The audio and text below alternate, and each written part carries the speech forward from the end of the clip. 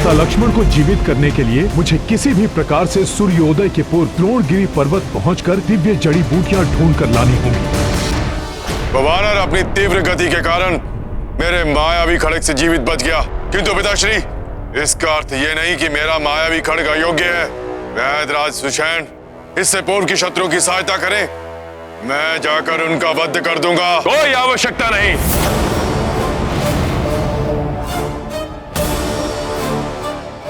मुझे ज्ञात है कि रक्ष वैद्य सुषेण ने उस तुच्छ वानर को औषधि लाने के लिए कहां भेजा होगा।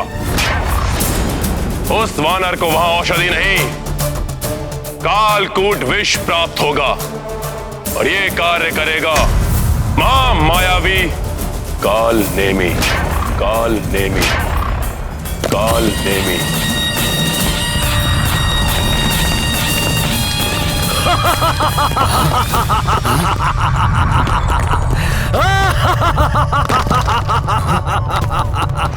काल नेमी, ये तुम हो?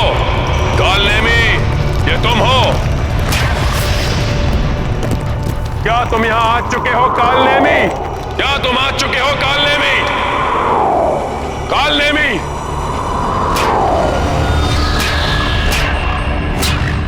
तुमने मेरे रूप में आने और मेरे सिंहासन पर बैठने का दुस्साहस कैसे किया? काल नेमी, तुमने मेरे रूप में आने और मेरे सिंहासन पर बैठने का दुस्साहस कैसे किया?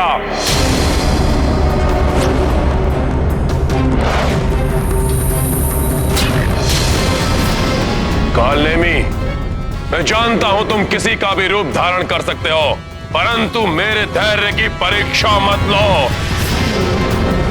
अपने वास्तविक रूप को धारण करो।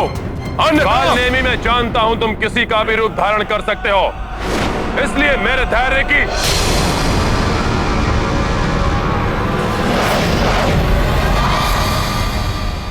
ना ना ना ना ना ना ना ना। अरे इतना क्रोध मत कीजिए महाराज लंकेश। मैं तो तुच्छ सा मायावी राक्षस हूँ। मैं आपके धैर्य की परीक्षा कैसे ले सकता हूँ?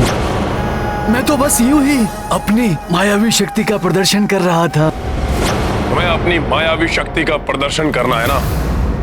मैं तुम्हें एक उचित अवसर दूंगा। छल, कपट, माया, मोहन, उच्चाटन, वशीकरण, जो चाहो सो प्रयोग करो तुम, किंतु इस समय तुम्हें विवश करना है उस तुच्छ वानर को कि तुम्हारी माया में फंसकर वो कालकूट जैसे महाभयंकर विष को ग्रहण कर ले। उसका अंत करना है तुम्हें। हो जाएगा, आपका कार्य हो जाएगा, किंतु इसमें मुझे क्या लाभ होगा? पिताश्री, ये स्वयं को कुछ आदि की योग्य समझ रहा है। छोड़िए इसे, मुझे आज्ञा दीजिए। मैं अभी जाकर इस वानर को समाप्त किए देता हूँ। हाँ लंकेश, उस वानर के जैसी माया तो मैं भी रच लेता हूँ। मैं भी जाऊंगा युवराज की सहायता के लिए। उचित है, यहाँ मेरी क्या आवश्यकता है? मैं जाता हूँ। रुको काल नेमी।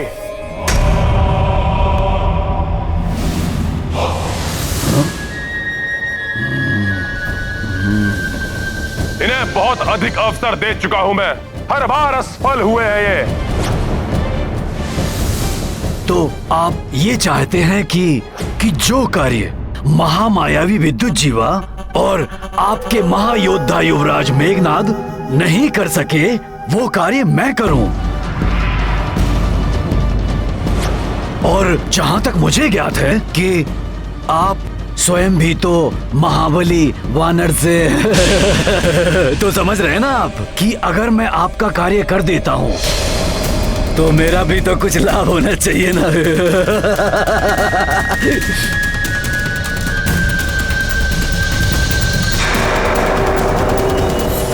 ठीक है, यदि तुम अपने कार्य में सफल हुए तो लंका सहित आधा पृथ्वी का भाग तुम्हारा, आधा पृथ्वी का भाग तुम्हारा।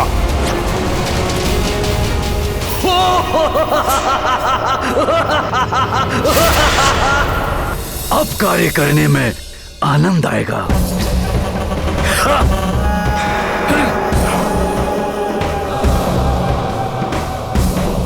समझिए कि आपका कार्य हो गया लंकेश।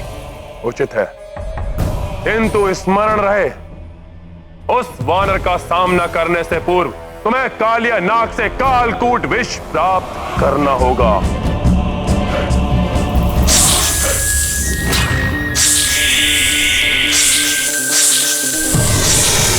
ना ना ना ना ना ना, आप उसकी चिंता मत कीजिए लंकेश। मैंने कहा ना, आप अपना कार्य पूरा हुआ ही समझिए।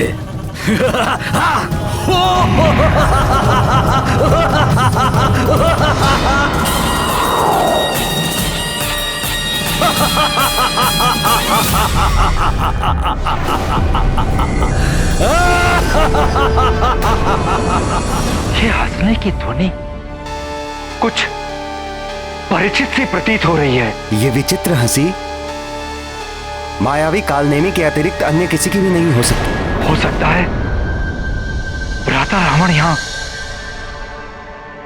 बचे हुए जीवित योद्धाओं को समाप्त करने के लिए उसे भेज रहे हैं, या कदाचित हनुमान जी को रोकने के लिए।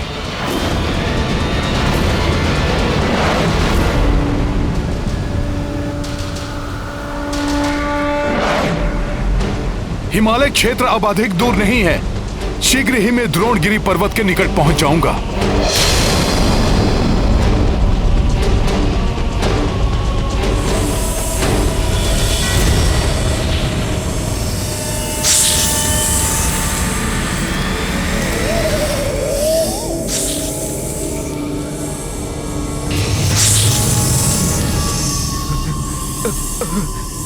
सपेरे, भीतर जाओ। नहीं महाराज, मैं भीतर नहीं जाऊंगा। भीतर जाने का अर्थ है मृत्यु। एक ही फुफकार में अपने महाविष से कालिया नाग अपने सम्मुख आए प्राणी को गला देता है। सपेरे! कालनेमी का क्रोध भी किसी महाविष से कम नहीं है। भीतर जाओ, जाओ भीतर।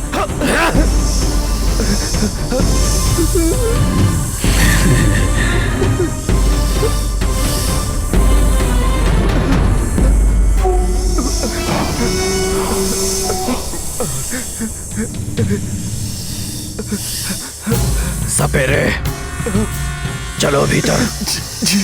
बजाओ अपनी बीन। चलो।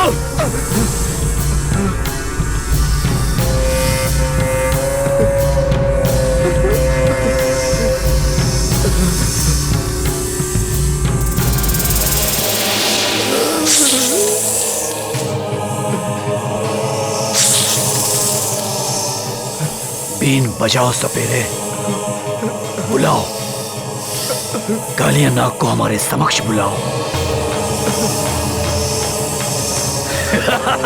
बीन बजाओ।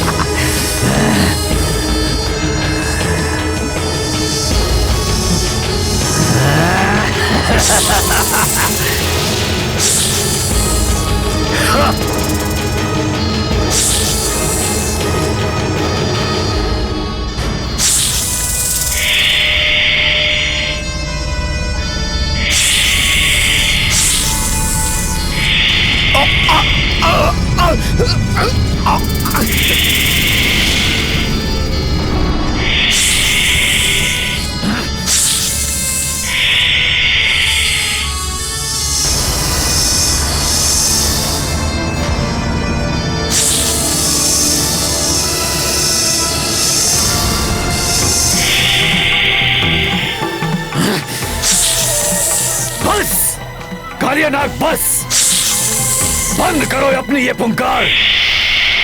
कदाचित तुम मुझसे परिचित नहीं हो।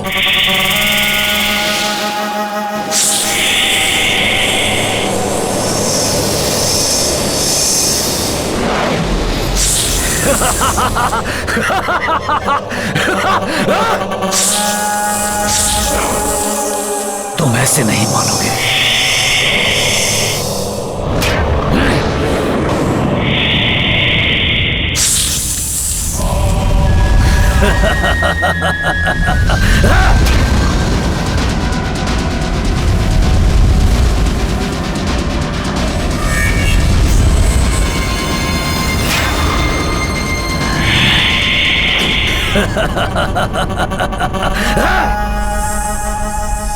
अब पुनः अपने विष का प्रहार मुझ पर करने की भूल मत करना, अन्यथा अपनी मायावी शक्ति से मैं तुम्हें और तुम्हारे परिवारजनों को जो यहाँ बिलों में निवास कर रहे हैं सबको समाप्त कर दूंगा।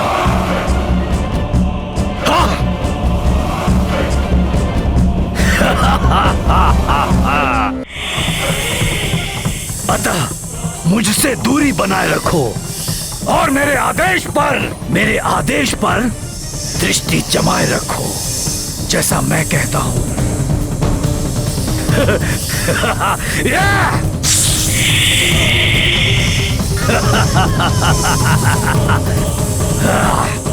अब ठीक है।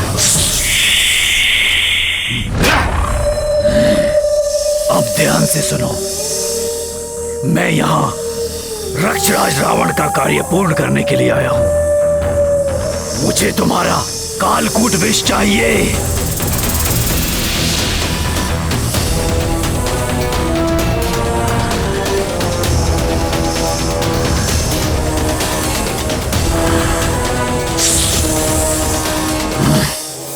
इस कमंडल में अपना कालकूट विष डाल दो।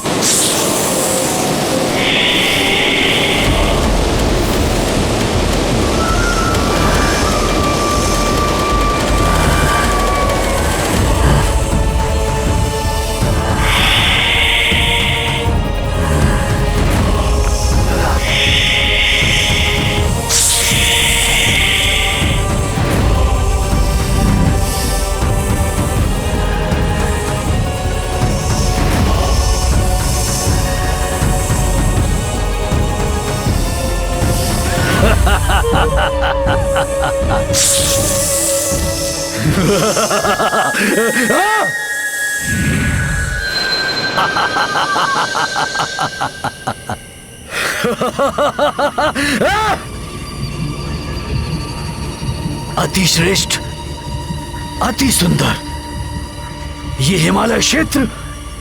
ओ, वो वानर हनुमान यही कहीं आएगा।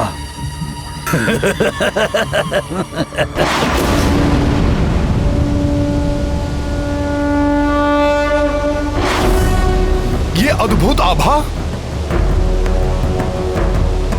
हनुमान जी, जब आप हिमालय क्षेत्र में पहुंचेंगे तो कैलाश पर्वत एवं ऋषभ पर्वत के मध्य आपको एक अन्य पर्वत दिखाई देगा।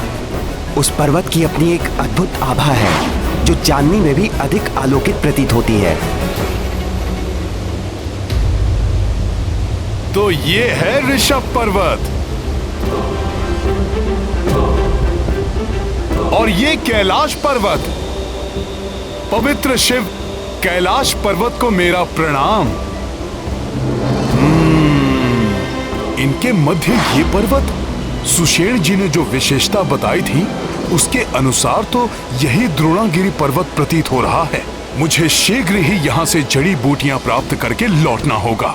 जड़ी बूटियां प्राप्त करना तो दूर, ऐसी माया रचूंगा कि मेरी माया में उलझकर ये कालकूट विष पीने को बाध्य हो जाओगे तुम हनुमान, और यही हो जाएगा तुम्हारा अंत।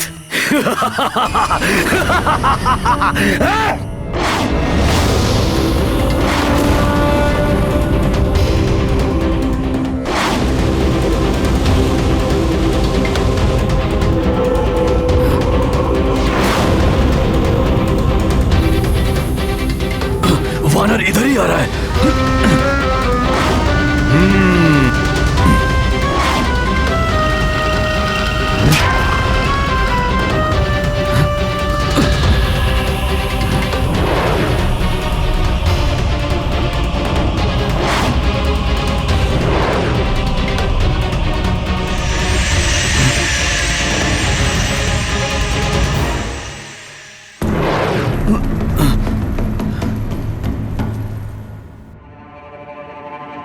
प्रतीत होता है हनुमान ने मुझे इस रूप में देख लिया है।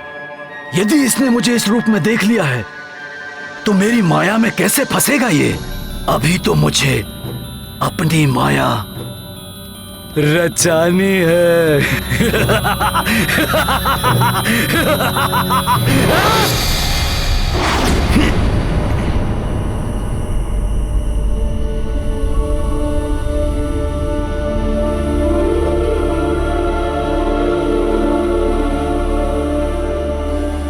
कहाँ होंगी वो जड़ी बूटियां?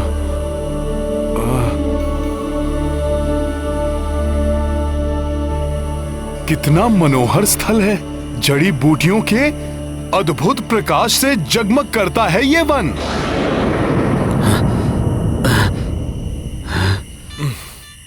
मैं तो सोच रहा था यहां मात्र कुल 4 जड़ी बूटियां होंगी जो सुषेण जी ने बताई थी।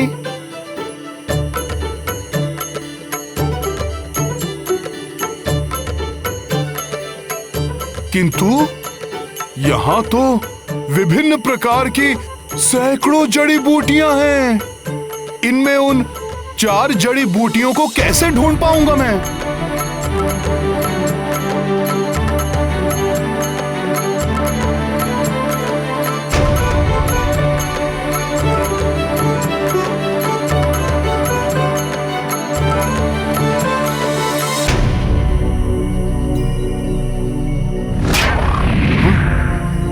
ये क्या?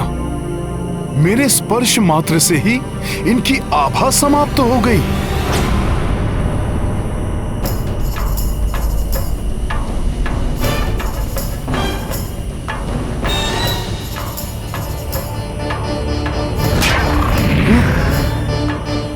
ये भी लुप्त हो गई।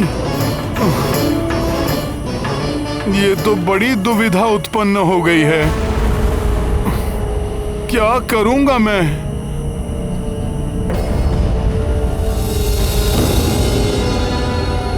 हाँ, सुषेण जी ने कुछ बताया था जब मैंने उनसे पूछा था।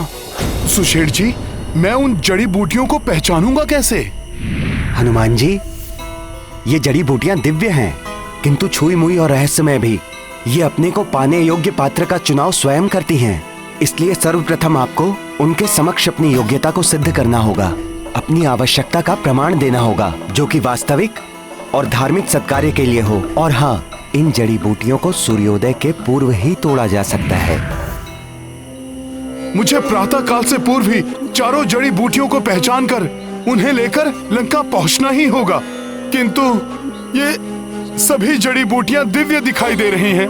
इनमें से उन 4 जड़ी बूटियों को पहचानूं कैसे?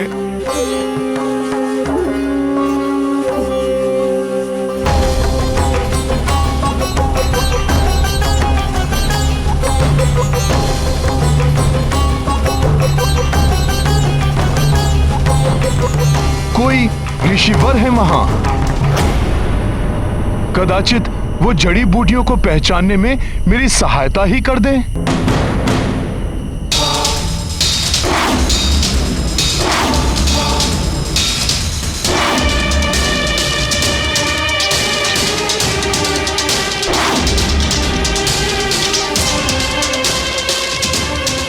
राम काज के लिए आए हो राम भक्त, तो इस प्रकार सोच विचार में समय नष्ट क्यों कर रहे हो? अविलंब अपना कार्य पूर्ण करो। प्रणाम गुरुदेव।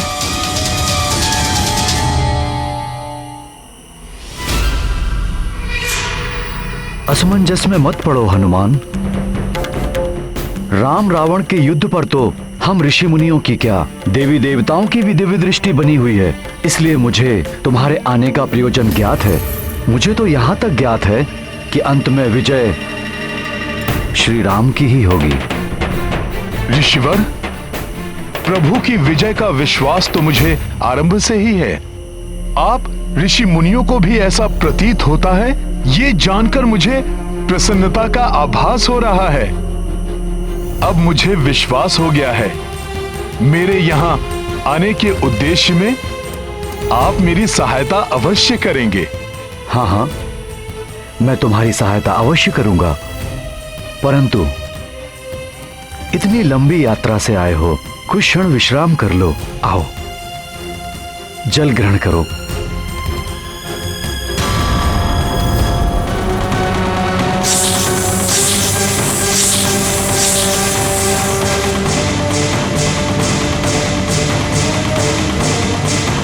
क्या सोच रहे हो? जल ग्रहण करो हनुमान।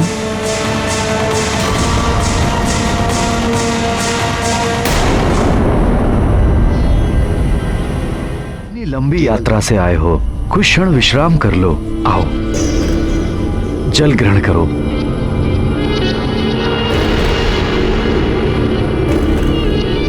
क्या सोच रहे हो? जल ग्रहण करो हनुमान। ऋषिवर, जब आप दिव्य दृष्टि से सब देख ही रहे हैं तो आपको यह भी ज्ञात होगा कि रामकाज के मध्य में हनुमान ना तो विश्राम करता है और ना ही जल ग्रहण करता है। गुरुदेव, हाँ, मुझे ज्ञात है हनुमान, परंतु इसे साधारण जल मत समझो। ये धन्वंतरी जी के कलश का जल है। ऐसा कहो कि एक प्रकार से ये उनका अमृत प्रसाद है, और प्रसाद ग्रहण नहीं करना प्रसाद का अपमान है। इसलिए जल ग्रहण करो वत्स। क्षमा करें मुनिवर, मैं इसके लिए धन्वंतरी जी से क्षमा प्रार्थना कर लूंगा, किंतु मैं इसकी एक बूंद भी ग्रहण नहीं कर सकता गुरुदेव, फिर चाहे ये अमृत ही क्यों ना हो। गुरुदेव, आप बस मेरी एक ही सहायता कर दीजिए। इन जड़ी बूटियों से मुझे मृत संजीवनी, विश्वकर्णी, सुवर्णकर्णी एवं संधानी आदि जड़ी बूटियां चाहिए। बस गुरुदेव, इनकी पहचान करा दीजिए मुझे। ये वानर इस प्रकार नहीं मानेगा, मुझे द्वितीय युक्ति का प्रयोग करना होगा। ऋषिवर, ऋषिवर, आप क्या सोच रहे हैं? कृपया मेरी सहायता कीजिए। मुझे प्रभु श्री राम के अनुज लक्ष्मण सहित एवं महाराज सुग्रीव सहित अनेक वानर सैनिकों के लिए इन जड़ी बूटियों के उपचार की आवश्यकता है। चिंता मत करो वत्स, ये तो धर्म का कार्य है, मैं तुम्हारी सहायता अवश्य करूंगा। हनुमान, ये जड़ी बूटियां दिव्य हैं, इन्हें ग्रहण करने वाले को तन और मन से पूर्णतया स्वच्छ और शुद्ध होना चाहिए, अन्यथा ये लुप्त हो जाएंगी।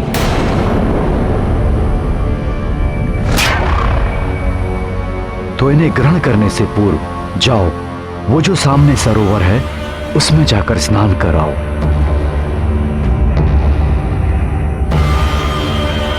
किंतु स्नान करते समय ये स्मरण रहे कि तुम्हारे नेत्र बंद रहें, और बंद नेत्रों से तुम इन जड़ी बूटियों का स्मरण करना। जब तुम सरोवर से बाहर आओगे और अपने नेत्र खोलोगे तो ये जड़ी बूटियां स्वतः ही तुम्हारे समक्ष प्रकट हो जाएंगी।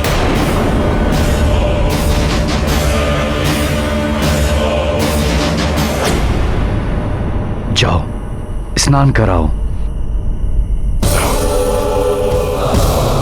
किंतु ऋषिवर, नेत्र क्यों बंद रखने हैं? तुम प्रश्न बहुत करते हो हनुमान, इसके पीछे एक लंबी कथा है। तुम्हारे पास समय है, सुनना चाहोगे? नहीं गुरुदेव, इतना समय नहीं है मेरे पास। मुझे सूर्य उदय से पहले ही लौटना है। आपके निर्देश अनुसार मैं शीघ्र ही स्नान करके आता हूँ। प्रणाम ऋषिवर। प्रणाम। स्नान कराओ।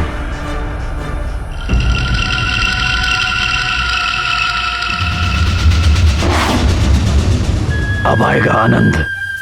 जैसे जैसे ये मूर्ख वानर सरोवर में उतरता जाएगा, अपनी मृत्यु के निकट पहुंचता जाएगा।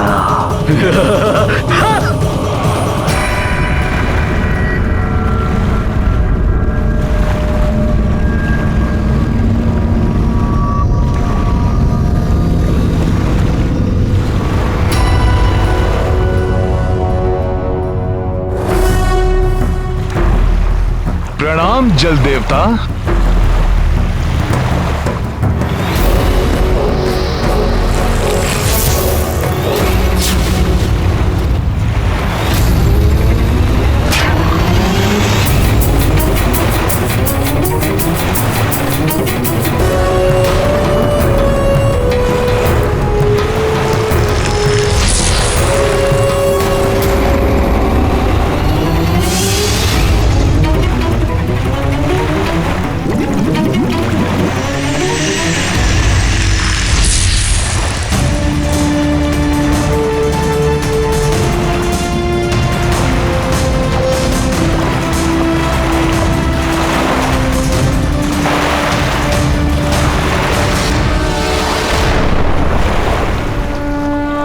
जय श्री राम, जय श्री राम, जय श्री राम।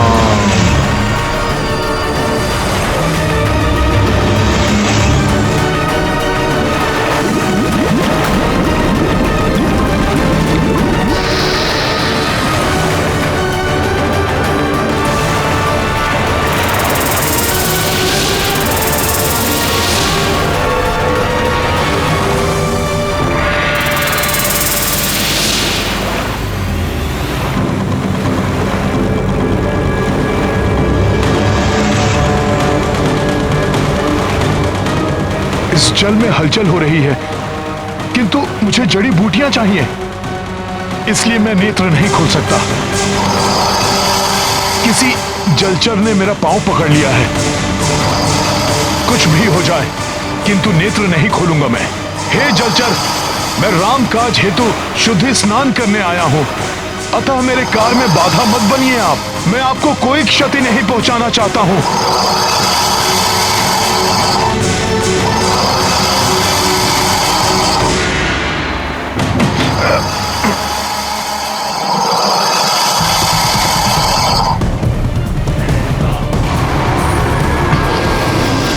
मैं आपसे पुनः विनती करता हूं, मेरा पांव छोड़ दीजिए। मैं आपसे युद्ध करने नहीं आया हूं।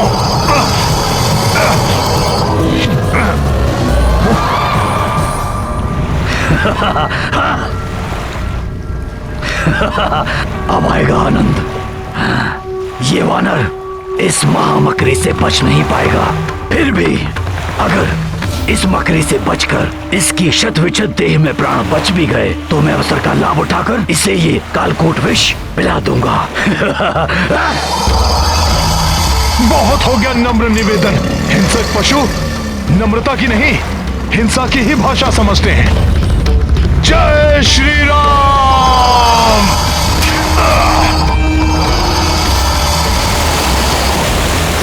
ये मकरी राक्षसी इतना शीघ्र परास्त नहीं होने वाली मूर्ख वानर, तुम बच नहीं पाओगे इससे। हे दिव्य सरोवर, शुद्धि स्नान में मेरी सहायता कीजिए, जिससे कि मैं सूर्य उदय से पूर्व ही जड़ी बूटियां प्राप्त करके लंका लौट सकूं।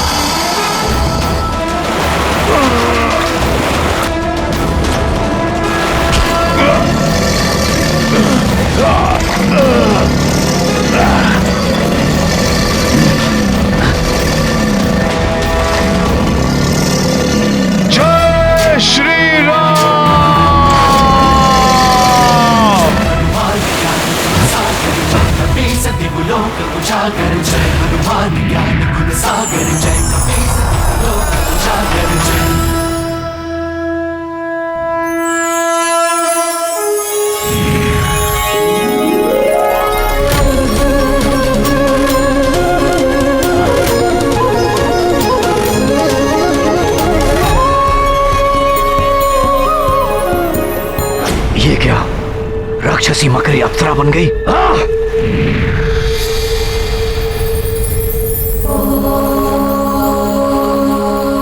आप कौन हैं देवी?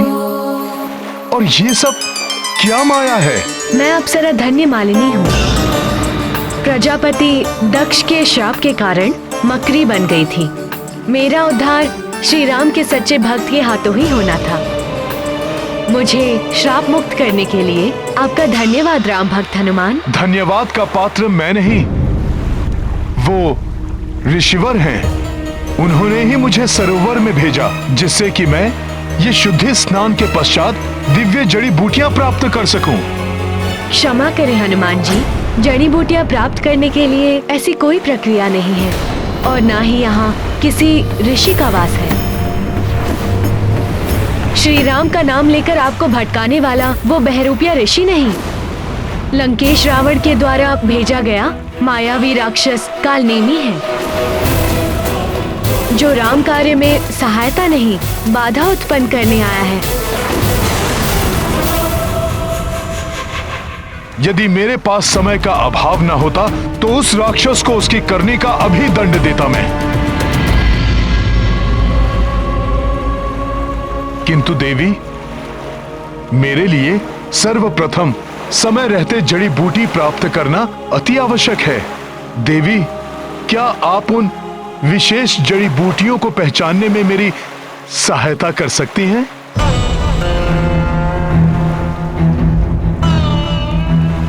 आपके उपकार के प्रति फलस्वरूप आपकी सहायता करके मैं स्वयं को भाग्यशाली समझती, किंतु दुख है कि मैं इस राम काज में आपके लिए मात्र शुभकामना ही कर सकती हूँ,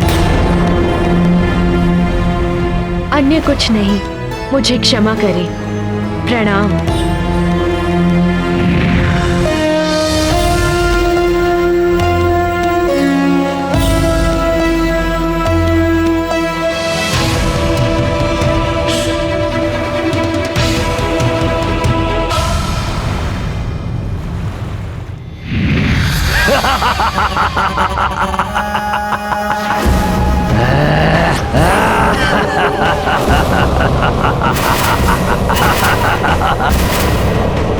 हनुमान, उस अप्सरा ने तुम्हें मेरा परिचय दे दिया होगा, किंतु तुम्हें ये बताना भूल गई होगी कि इस कमंडल में प्रसाद कौन सा है।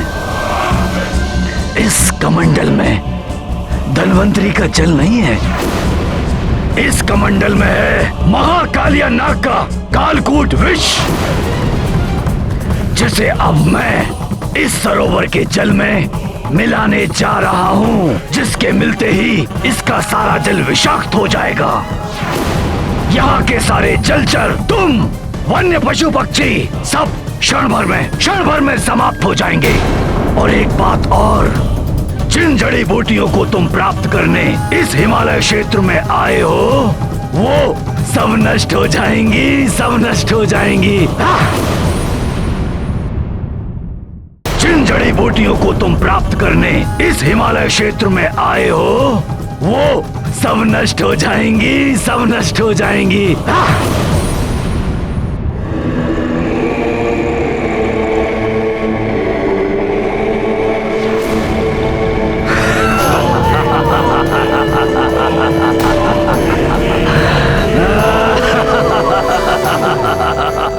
इस राक्षस से युद्ध करने के लिए समय शेष नहीं है। इसी के कालकूट विष से इसका वध कर देता हूं मैं।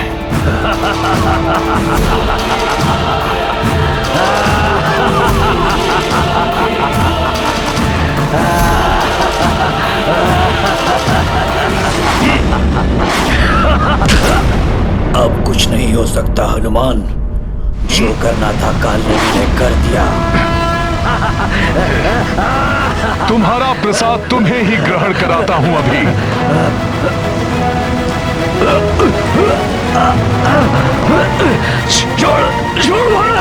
छोड़ मुझे। हनुमान के होते हुए वन के जीवों और वनस्पतियों का नाश नहीं कर पाओगे तुम पापी।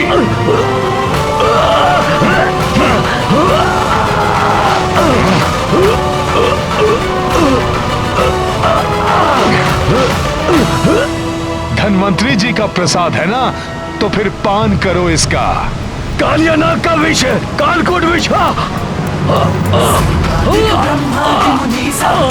सारद सहित अहिंसा, वेद दिक्पाल जहाँ दे, कवि कोविद कह सकेगा।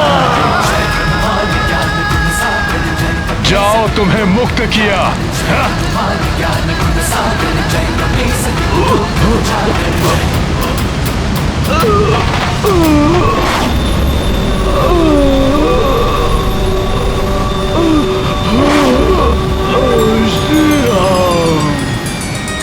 रामकाज में बाधक ये राक्षस तो समाप्त हो गया, किंतु मेरी दुविधा अभी तक समाप्त नहीं हुई। मैं पहचानूं कैसे उन जड़ी बूटियों को? समय भी व्यतीत होता जा रहा है, क्या करूं मैं?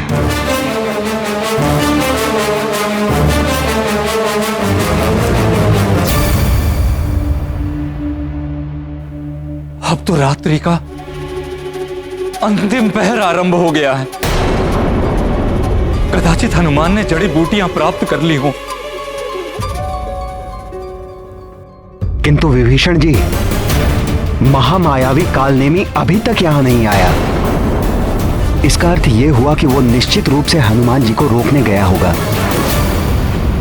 हनुमान को कोई नहीं रोक सकता। असीम पराक्रम है हनुमान में। देखिएगा, लक्ष्मण भैया और पूरी सेना सहित सबको जीवित कर देंगे वो।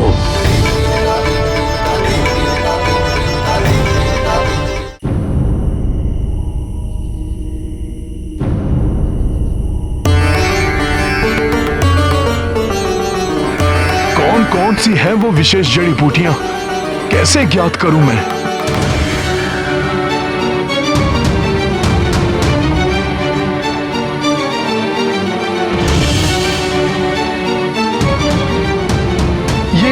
अधिकांश बूटियां तो एक समान ही प्रतीत हो रही हैं।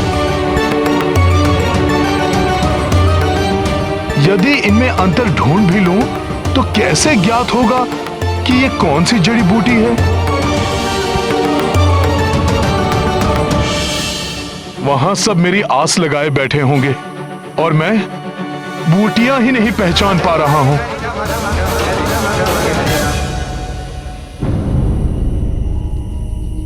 हे पर्वत श्रेष्ठ द्रोणागिरी, अब आप ही मेरी सहायता कीजिए, दर्शाइए मुझे मार्ग।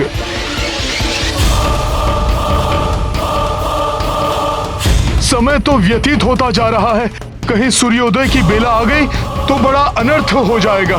भैया लक्ष्मण सहित पूरी सेना के प्राण संकट में पड़ जाएंगे।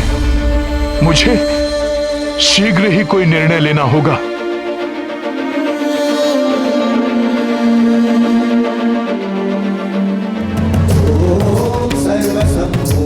मुझे क्षमा करना पर्वत श्रेष्ठ द्रोणागिरी, आपके पास भी मेरी समस्या का कोई हल नहीं है और सूर्योदय की बेला निकट आ रही है।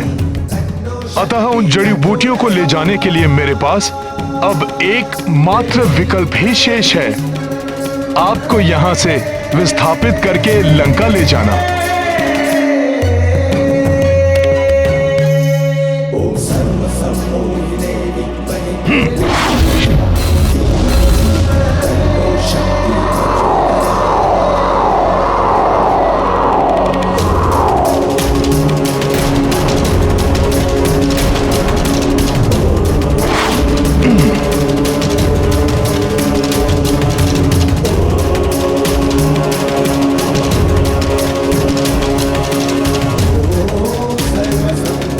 विशाल पर्वत द्रोणागिरी, अब आपका यहां से विस्थापित होने का समय आ गया है। इस पर्वत पर स्थित पशु पक्षियों रामकाज के लिए ऐसा करना आवश्यक है हमें। अतः आप सबको होने वाली असुविधा के लिए मुझे क्षमा करें।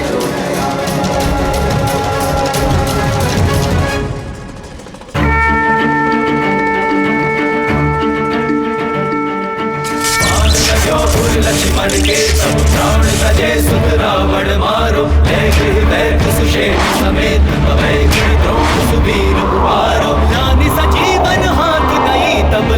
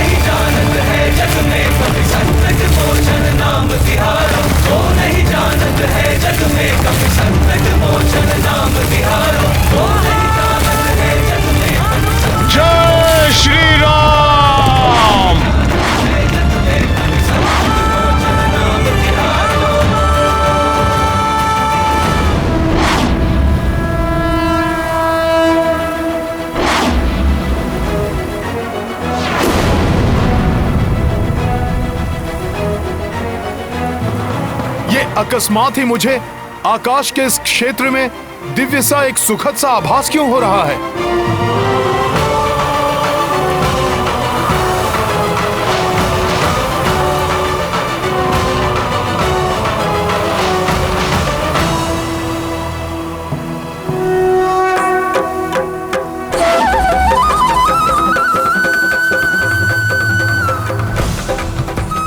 अच्छा, प्रभु श्री राम की नगरी अयोध्या के आकाश से निकल रहा हूं मैं, इसीलिए इतनी दिव्यता का आभास हो रहा है मुझे। जय श्री राम। अब शीघ्र ही लक्ष्मण भैया स्वस्थ हो जाएंगे, माता सीता मुक्त हो जाएंगी, फिर उनके साथ ही इस पुण्य धरा का मैं स्पर्श करूंगा।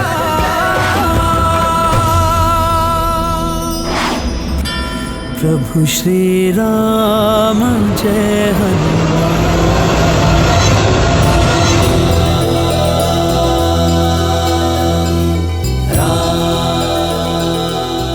भैया श्री राम, अयोध्या सूनी हो गई है आपके बिना। सूना हो गया है आपके अनुज भरत का जीवन।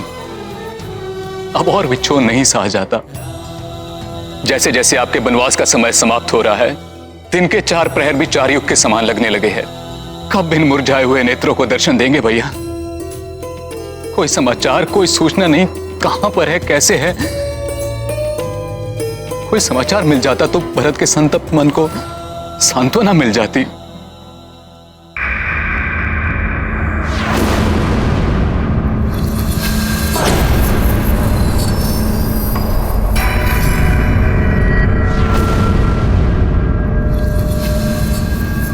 अकस्मात ये विशाल छाया क्या है?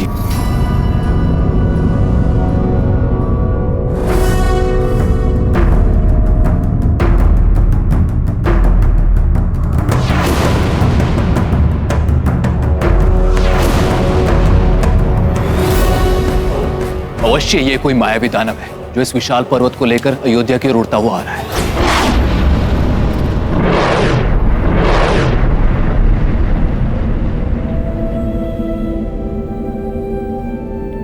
ये अयोध्या का राजभवन, मैं भी बाल अवस्था में यहाँ पर आया था। ये तो राजभवन की ओर देख रहा है। प्रतीत होता है कि पर्वत को भवन पर गिराकर भवन को नष्ट कर देगा। मुझे इसे यहीं रोकना होगा।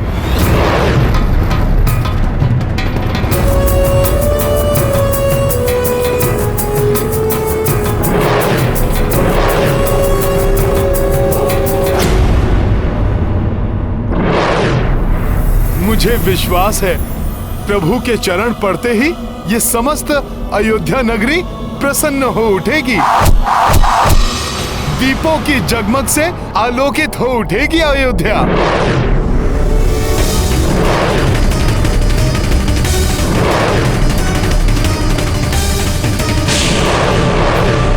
ये क्या है?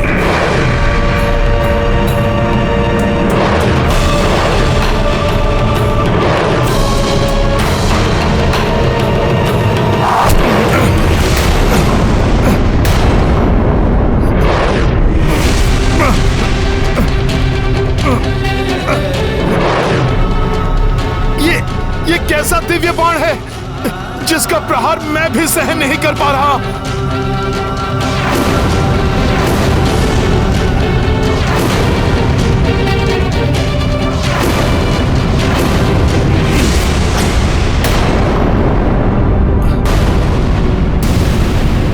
अयोध्या पर गिरकर इसे नष्ट कर देगा। इसे पूर्व में से खंडित कर देता हूं।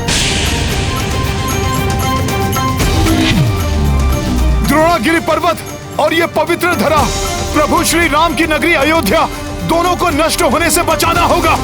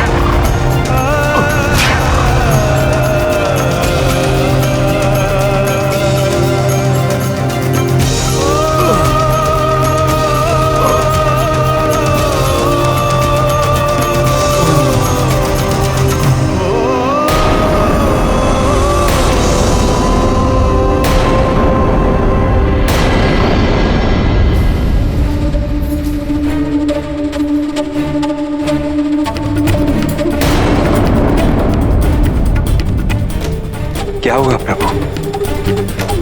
किसी अप्रिय घटना का आभास हुआ क्या?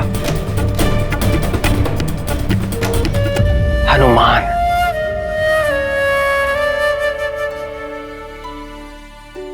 क्या हुआ माता? मुझे कुछ अशुभ घटित होने का आभास हुआ। संकट मोचन का सामना भला कोई संकट कैसे कर सकता है? राम कार्य पूर्ण करके ही आएंगे हनुमान। हनुमान विजय के प्रतीक है माता। बड़े से बड़ा संकट भी तुच्छ है उनके समक्ष।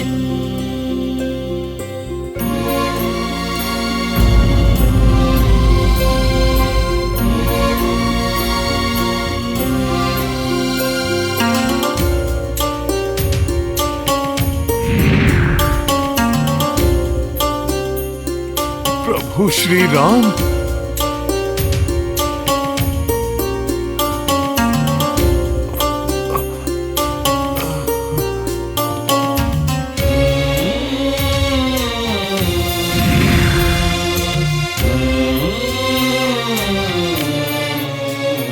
प्रभु श्री राम के प्रतिरूप प्रतीत होने वाले महापुरुष, अवश्य आप मेरे प्रभु के भ्राता राजकुमार भरत हैं।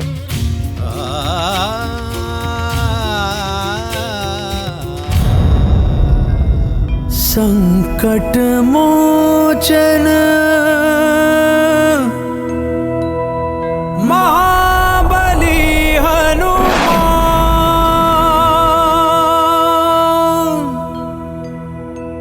कौन है आप? आप मेरा नाम कैसे जानते हैं?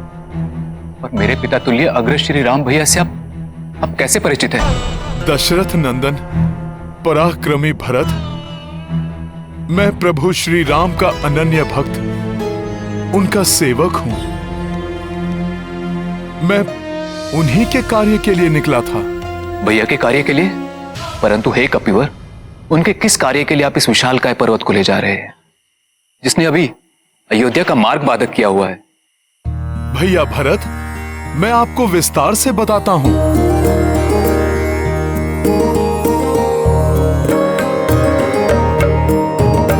जय बजरंग अतुल बल धामा, संकट काट पवन सुत नामा।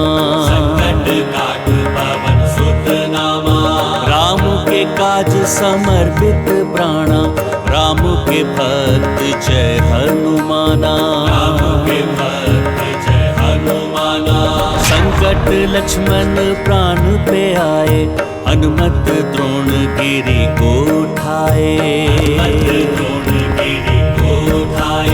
पर्वत ले उड़े पवन सुताई। पर्वत ले उड़े पवन सुताई, देखी देव देवी हर साई। राम के काज समर्पित प्राणा, राम के भक्त जय हनुमाना। राम के भक्त जय हनुमाना।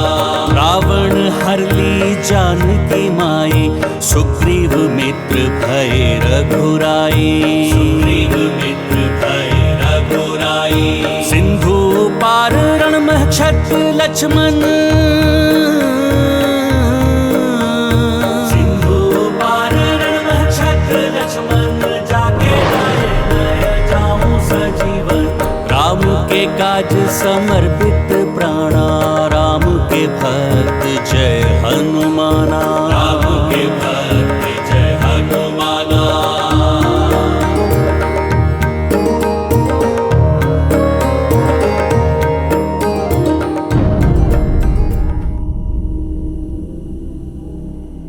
कैसा भाई हूं मैं? मेरे अग्रज और मेरी पुण्य स्वरूपिणी भाभी घन संकट में है। मैं उनकी सहायता करने के स्थान पर उनके कार्य में बाधक बन गया।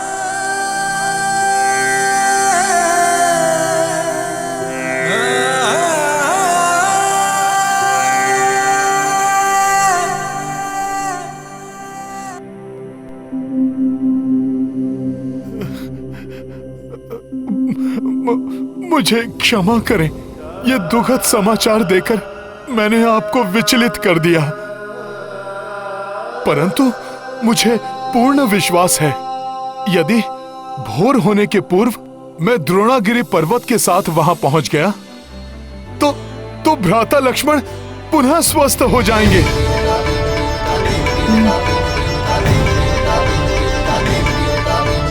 आप निश्चिंत रहें, इस युद्ध में विजय प्रभु श्री राम की ही होगी, क्योंकि धर्म कभी भी पराजित नहीं हो सकता। धर्म की रक्षा के लिए तत्पर मेरे भैया श्री राम के साथ जब तक आप जैसे महाबली योद्धा है, उनकी विजय में कोई संदेह नहीं। मात्र क्षोभ इस बात का है कि मैं उनके कार्य में विलंब का कारण बना। आप दुखी ना हो, आपसे मेरी भेंट अति शुभ है। अब औषधियों से परिपूर्ण ये पर्वत ही नहीं, मैं लक्ष्मण भैया के लिए आपकी शुभकामनाएं भी लेकर जाऊंगा। भैया की सहायता के लिए मैं भी चलूंगा आपके साथ। नहीं राजकुमार भरत, यदि आप अयोध्या से गए तो वो कपटी रावण इस अवसर का लाभ उठाएगा। अयोध्या को संकट में डाल वो प्रभु का ध्यान बांटने की चेष्टा करेगा। इसलिए मेरे विचार से आपको अयोध्या की सुरक्षा के लिए यहीं रुकना चाहिए भैया। बस इतना आशीष दीजिए मुझे कि मैं समय रहते वहां पहुंच जाऊं। श्री राम नाम की शक्ति से मैं अवश्य ही ये कार्य पूर्ण करूंगा। प्रणाम भरत भैया। प्रणाम। शीघ्र जाइए मेरे भ्राता की सहायता के लिए।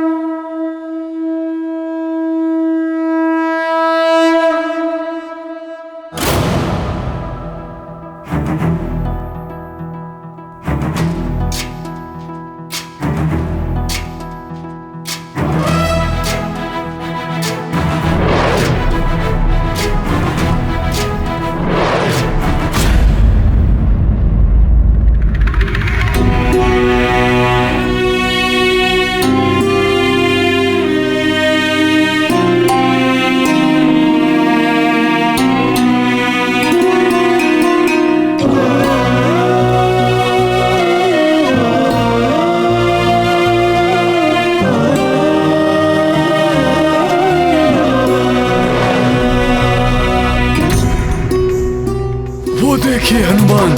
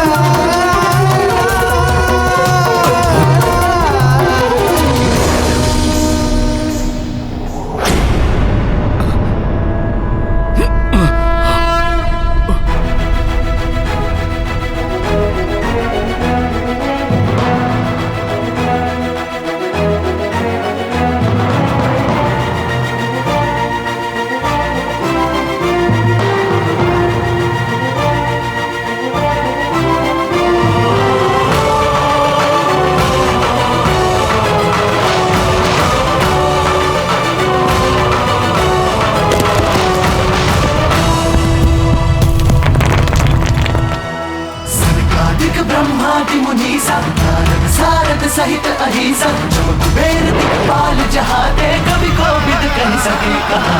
जय हनुमान ज्ञान गुण सागर जय कपीस तिहु लोक उजागर। जय हनुमान ज्ञान गुण सागर जय कपीस तिहु लोक उजागर।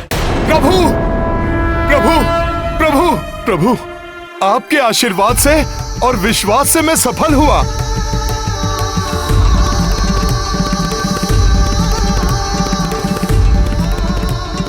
आप विलक्षण हैं, महान हैं हनुमान। रक्षराज सुषेण को लेने गए तो उन्हें गृह समेत यहां लेकर आ गए, और अब ये औषधियों से परिपूर्ण ये पर्वत। हनुमान, आपका कार्य अद्भुत है। औषधियों के साथ राजकुमार भरत की शुभकामनाएं भी लेकर आया हूं प्रभु। भरत,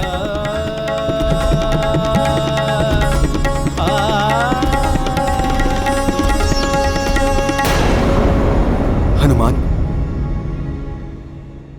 अब और विलंब उचित नहीं है। अविलंब मेरे साथ चलिए और आवश्यक औषधियों को एकत्रित कीजिए।